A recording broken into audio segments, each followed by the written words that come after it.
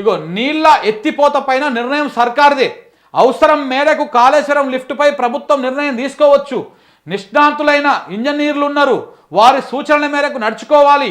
హైకోర్టుకు తెలిపిన ఎన్డీఎస్ఏ. ఏ ఎన్డీఎస్ఏని అడ్డం పెట్టుకొని ఎన్డీఎస్ఏ చెప్పింది మేము నీళ్ళు నింపుతలేము మేడిగడ్డలో అంటాడు, ఎన్డీఎస్ఏ చెప్పింది మేము నీళ్ళు నింపుతలేము అన్నారంలో అంటారు, ఎన్డీఎస్ఏ రిపోర్ట్ ఇచ్చింది మేము సుందిలలో నీళ్ళు నింపుతలేము, ఆ మోటార్లు ఆన్ చేస్తలేము, నీళ్ళు ఎత్తిపోస్తలేము అని చెప్తారు. ఇప్పుడు అదే ఎన్డీఎస్ఏ ఏం చెప్తా ఉన్నది, మీకు అవసరమైన మేర లిఫ్టింగ్ చేసుకోండి, మేము అభ్యంతరం ఏం చెప్తలేము అని చెప్పేసి హైకోర్టుకు చెప్పింది NDSA, national dam safety authority. మరి ఇప్పుడు ఏడబెట్టుకుంటారు ముఖం చెప్పండి. కాంగ్రెస్ ఇన్ని రోజులు చెప్పినటువంటి ముచ్చట్లు, ఈ రేవంత్ రెడ్డి బీజేపీ నాయకులు చెప్పినటువంటి ముచ్చట్లు ఒక్క దెబ్బకు తేటతలం అయిపోయినాయి అబద్ధాలని. ఎన్డీఎస్ఏ ఎక్కడ కూడా వీటిలో నీళ్ళు నింపొద్దు అని చెప్పలే.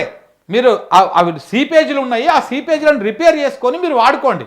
ఇప్పుడు ఏదైనా గోళం ఉందండి, మనకు ఊరల్లో ఉంటుంది గోళం ఉంటుంది, గోళంలో నీళ్ళు నింపుతాం, నింపినప్పుడు ఆ గోళానికి చిన్న పొక్కబడో సిల్లుబడో అది వాటర్ పోతాయి. ఏం చేస్తాం, గోళం మొత్తం పలగొట్టేస్తామా, పడేస్తామా, ఆ సిల్లును మూసేసుకొని లేకపోతే సిమెంట్ పెట్టి అతికించుకొని వాడుకుంటామా? వాడుకుంటాం కదా, దానికి ఏదో పెట్టేసి. గదే చెప్పింది ఎన్డీఎస్ఏ కూడా. ఆ అన్నారం సుందిలకి ఏం కాలేదు, బాగున్నాయి, పటిష్టంగానే ఉన్నాయి, కాబట్టి సీపేజీలు ఉన్నాయి.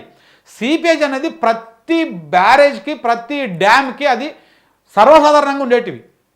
ఇప్పుడు మీరు నాగార్జున సాగర్ డ్యామ్ అది బ్యారేజ్ కాదు, డ్యామ్ అది. ఇవేమో బ్యారేజ్లు, ఈ మూడు.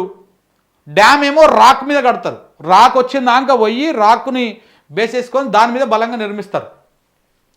బ్యారేజ్లేమో ఇసుక మీదనే కడతారు, ఇసుక మీదనే ఒక అది ఏర్పాటు చేసి కడతారు. సో కాబట్టి అక్కడ ఆ డ్యామ్ నాగార్జున సాగర్లో కుండా కిందికి పోయి మనం చూస్తే అక్కడ సీపేజీలు ఉంటాయి, చాలా స్పష్టంగా కనపడతాయి. వాటర్ పోతూనే ఉంటాయి, కొన్ని వందల వేల క్యూసెక్లు పోతూ ఉంటాయి సీపేజీల రూపంలోనే. అవి కామన్, దానికి నిరంతరంగా ఒక ప్రక్రియ ఉంటుంది. ఒక మనిషి బాడీ ఎలాగనో ఒక బ్యారేజ్ కానీ ఒక డ్యామ్ కానీ అలాంటిదే అని చెప్తా ఉంటారు ఇంజనీరింగ్ నిపుణులు, ఈ ఇరిగేషన్ నిపుణులు.